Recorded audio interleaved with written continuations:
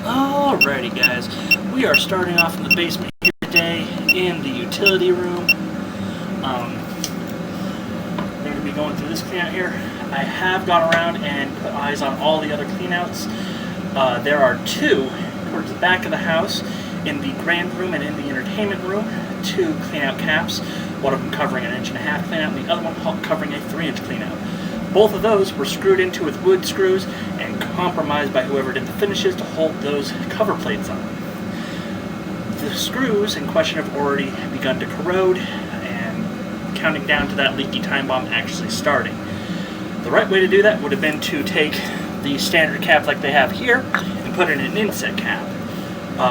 Those inset caps have a metal hub in there that is designed to be screwed into by a bolt. So you take the bolt, you measure out how deep it needs to be, you cut the bolt to that depth, and you properly secure it into the cover, or the cover into the cleanout here, and you do it in a way where you don't screw through the actual cleanout to compromise the line and leave them something that will leak in 3 years' time. So in addition to those new cleanouts, we're going to go ahead and hop into the main line here, take a look at what we can see underneath our feet.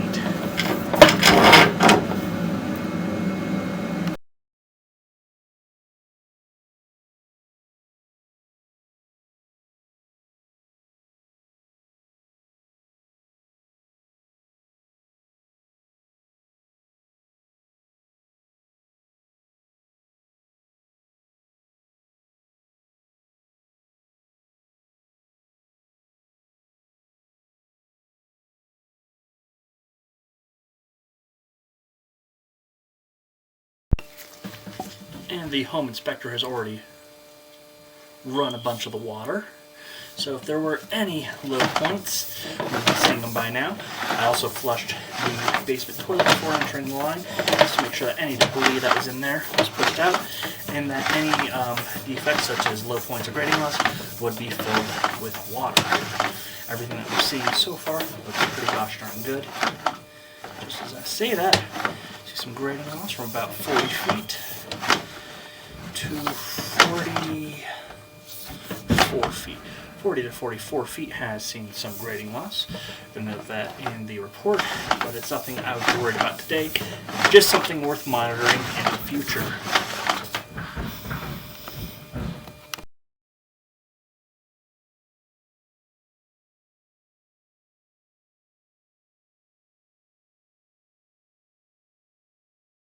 And we have our transition point at 59 feet. Everything is lined properly. No offsets, flow restrictions, and I'm not seeing any visible leakage. So we do have a little itty bit of pooling here from the difference in shape of that collar there to the ABS. So the fact that we have just that smidgen of water tells me that this joint is not leaking. We're going to go ahead and flush the basement toilet to prove flow here.